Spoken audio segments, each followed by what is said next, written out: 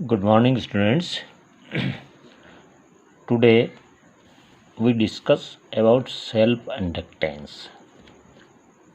Inductance के बारे में अपन ने पहले पढ़ा कि इंडक्टेंस वास्तव में है क्या चीज़। जब भी किसी कॉइल में करंट फ्लो होता है तो करंट फ्लो होने के बाद में उसके बीच में मैग्नेटिक फ्लक्स जो है उसमें चेंज आता है और उसमें चेंज आते ही उसमें ईएमएफ इंड्यूस होता है। तो यहाँ हम देखें कि सेल्फ इंडक्टेंस क्या होता है। Self inductance of a coil is numerically equal to the magnetic flux linked with the coil when a unit current flux flows in the coil. यानी कि जब भी यूनिट करंट किसी कॉइल में फ्लो होता है तो उसमें मैग्नेटिक फ्लक्स जो उससे लिंक्ड है उसमें चेंज आता है और उसमें चेंज आते ही ईएमएफ इंड्यूस होता है। और ईएमएफ इंड्यूस होता है तो उसमें जो फंक्शन बनता है, अब यहाँ पर let a current I be flowing in the coil, यानी कि किसी कॉइल में करंट आई फ्लो हो रहा है, then linked magnetic flux, then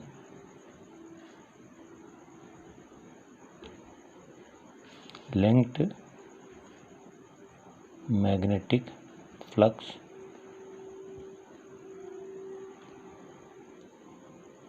will be phi. यहाँ अपन बात करें कि मैग्नेटिक फ्लक्स की वैल्यू जो है वो फाई होगी। अब we know that magnetic flux is directly proportional to current flow, यानी कि मैग्नेटिक फ्लक्स जो है वो directly proportional to current flow, यानी कि that is phi is proportional to I हो जाएगा। Then phi is equal to L I. अगर इसको इक्वेशन फर्स्ट करार दें अपन, where L is a constant, where L is a constant and phi is equal to यहाँ पर L I हो गया। और एल जो कि कांस्टेंट है यही आपका सेल्फ इंडक्टेंस कहलाएगा, जो कि सेल्फ इंडक्टेंस और या self coefficient of self inductance, coefficient of self inductance, ये आपका ये हो गया। अगर यहाँ पर if I is equal to 1 ampere then phi is equal to L, then इसकी जो डेफिनेशन हो जाएगी वो क्या हो जाएगी, self inductance of a coil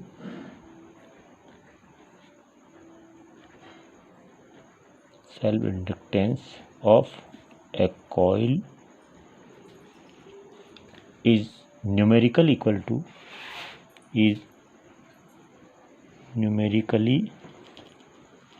equal to magnetic flux linked with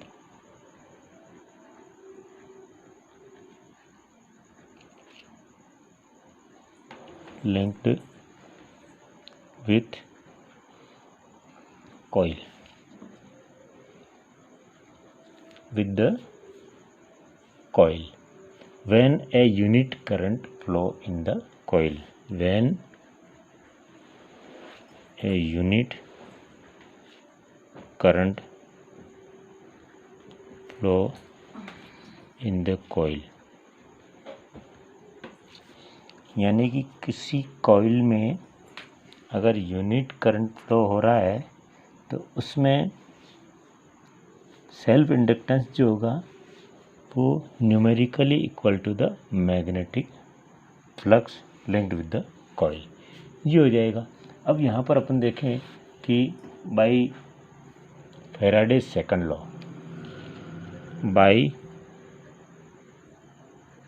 Faraday's second law क्या होगा, EMF is proportional to rate of change of magnetic fields. Rate of change of magnetic flux, that is E is equal to dy upon dt, and d by dt and Li,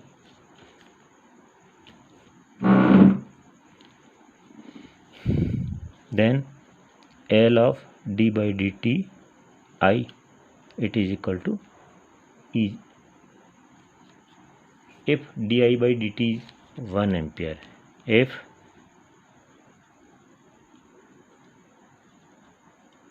is equal to 1 ampere, then E is equal to minus L di by dt होगा।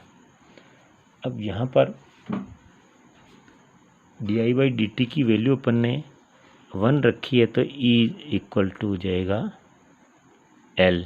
ये numerical अपन देख लें तो इस तरह से इसकी value होगी।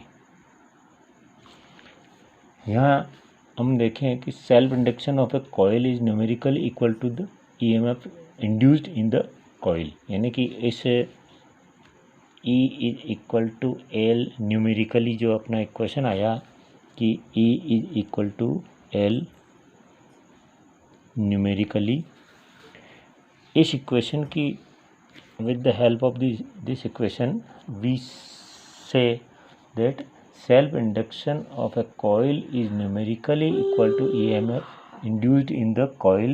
There is unit rate of change of current in the coil. Also we know that phi is equal to Li, then L is equal to phi upon I. So unit of self inductance is, यहाँ unit की बात करें कि self inductance की unit जो होगी वो क्या होगी, वो ratio of the unit of flux and unit of current.